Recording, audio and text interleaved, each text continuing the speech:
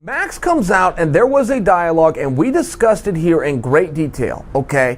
And the biggest confusion that I had and some of the pushback even that I was offering you guys going into this fight with Ortega was that they were supposed to fight earlier this year, the same night of Cormier versus Stipe, to put that in perspective for you. They didn't fight. They have not fought since. They have not entered any kind of competitions of any kind since. But the night they were originally supposed to fight, Max Holloway was a 2.5-to-1 favorite at the time that the fight was scratched. Nothing happens in between, and Brian Ortega goes into the fight as a 2-to-1 favorite over Max. Great, I'm just wondering why. These are not mythical numbers that are made up. They're made up by you guys. You understand how the odds work. You understand how the lines move. And even if you have a rough idea, I'll just break it down for you real fast. It's whoever you bet on. Whoever you start bringing in the money on, what they like to call the action on, that is what sways the odd, and that is who becomes the favorite or the underdog. So you guys had come up with the conclusion that Ortega was going to beat Max, which I'm completely fine with. Ortega was undefeated. He was a complete stud. He stopped Frankie Edgar. I got no problems there. He was the true #1 contender. There was no part of this that I want to be confused with questioning you guys supporting Brian Ortega. None of that at all. I'm just wondering what you saw, because nothing happened in between. Neither one of them had got out there and fought. Neither one of them had won. Neither one of them had lost. And one thing we know about this business is what a difference a day makes, right? When I came to you guys last Friday, Max Holloway, this is the narrative, was all but done. Possibly his career was over. It was speculated that he would not make the championship weight. It was talked about that he had lost it, that he was dealing with personal problems. Now, as I come to you today, Max Holloway is in the discussion for the pound-for-pound greatest fighter alive. It has been stated on the record by very reputable people that he is the greatest 145-pounder alive. The reason I suggest this for you is just to prove the point of what a difference a day makes in this sport. So many times we'll see a great fighter, and they'll go out there and they'll stumble and they'll fall. They'll skin their knee up a little bit and all of a sudden they get written off. That's just the business. I live in that business. I live in that world. I do that same thing to guys. If I see a bad performance, I will then just think, okay, that's him. He's past it. He can't do it anymore. What I'm suggesting for you guys and what I'm looking for an answer for is that did it happen? From the time that Max was supposed to fight Ortega the first time and he was a 2.5-to-1 favorite to now where he was a 2-to-1 dog, nothing had happened. It was just a narrative that was created that Max was having weight issues, that Max was perhaps having health issues, but we never looked into that. That was never verified. Max had gone, to go back in time, Max had come out, he did one bad interview, and Michael Bisping caught him and said to him, Michael Bisping called him out and said, hey, Max, are you doing okay? Something seems amiss here. Bisping was spot on. I was at home watching the interview. Michael Bisping was looking out for him. Michael Bisping was not making TV gold that night. He was asking a fellow colleague a straight-up question that has happened to be captured on film. Max said as much. He came out publicly and said, Michael Bisping, thank you. Thank you. I was feeling off. You were the first one to call me out on it. That's how this whole thing came about. The reason I retell you guys this story is because I just think that after the fact, it's a very interesting narrative, isn't it? Very interesting.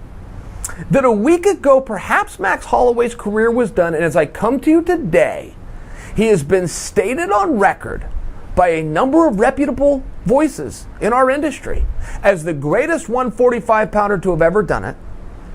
And he sits here today as a current pound-for-pound potential great. And I just think that that's very interesting because when you look at that fight, there is no part of Brian Ortega's performance where his stock does not go up. As a commodity, as an entity on the shelf in the retail space that you can choose to go out there and buy or you can choose to pass over, he won in defeat. And he did it because of heart, and he did it because of guts, and he did it because he told us a story in that fight. And the story was, I want it, and I am not willing to go away. I am not willing to bury this. I am not willing to surrender. And that is a very compelling and honorable spot. And the thing with Max Holloway that is so tough for me to see, I just can't see it. he has to remind me of it every time he fights, is how dynamic he is of a striker. And the reason I say that, he's so effective, he's got that good range. Every time he throws a punch, there's two more coming right behind it. That's a very rare thing, even in boxing. Right, a lot of times we're bored to tears with boxing fights because there's one punch and then there's some footwork and the other guy throws a punch and then sometimes the guy slips it because they're so good in that sport. There's not a lot happening there. Then you get these guys that can bring a pace. They weaponize pace. The first person to weaponize pace in the sport of mixed martial arts was Randy Couture. And you couldn't always see it because of his style in that weight class. But George St. Pierre, who came on right on the heels of Randy Couture, made it very clear to everybody that pace is a weapon. It is an absolute weapon. You know what? I think in fairness, I should also include Frank Shamrock in that. If you guys go back and you watch Frank Shamrock, he was also a guy that was able to do that. But now we're starting to see it more and more. When you watch Max Holloway, he's not coming out like John Jones. He's not coming out like Israel Adesanya, where he's going to throw moves at you've never seen before. Everything that Max Holloway does, you've seen before. But there's good news and bad news. The good news is he's going to throw a punch. The bad news is there's going to be 400 more coming right behind it.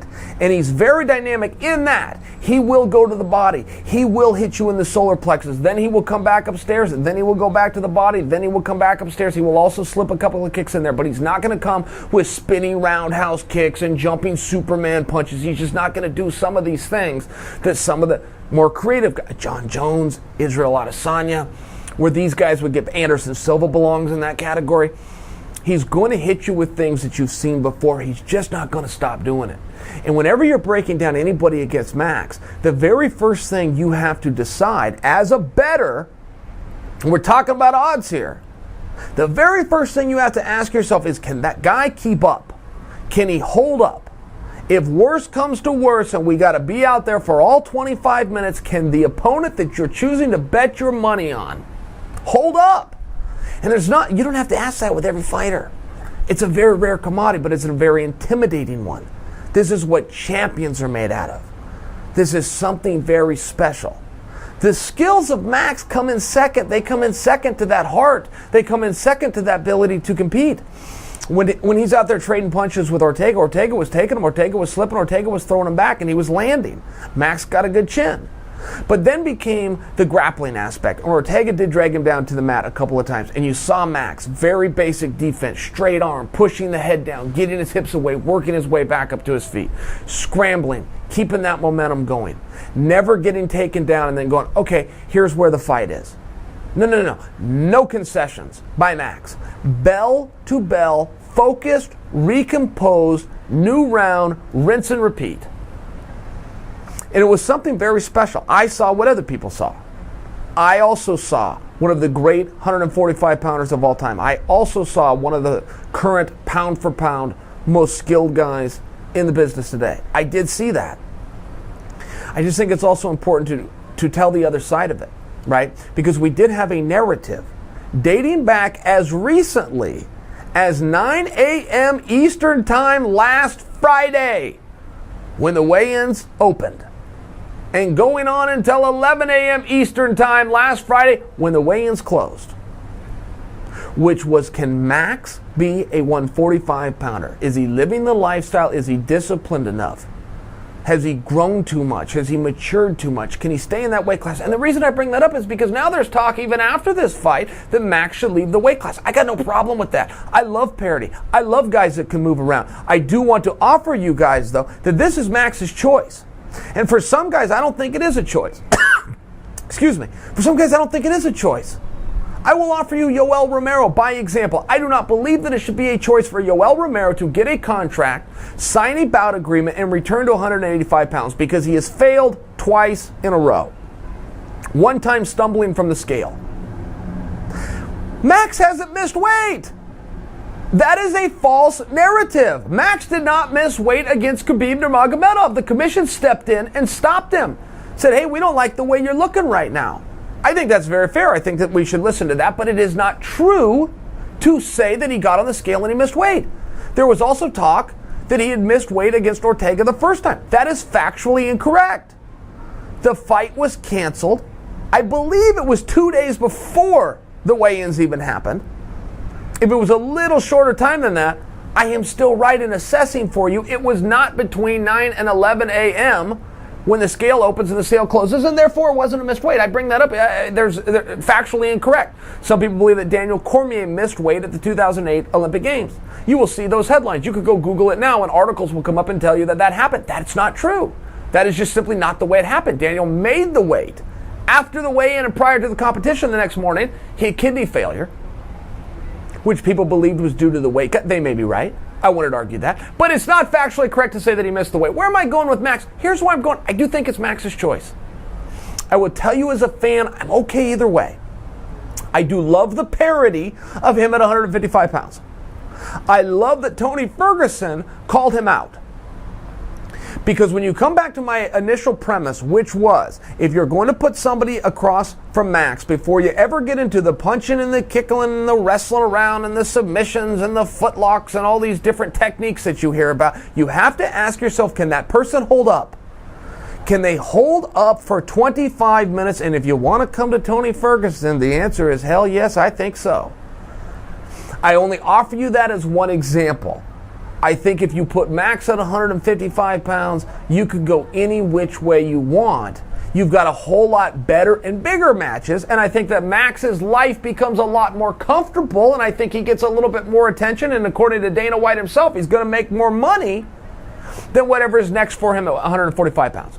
145 pounds, outside of the usual suspects, right? With Brian Ortega out, unless you slip a Frankie Edgar in there, I don't know off the top of my head who to offer for you to stand across from Max. And not that there's not some talented fighters. I'm talking about big fights. I'm talking about fights where you hear the names, you read the announcements, you stop what you're doing and go, oh my goodness, those guys are going to fight. Wow.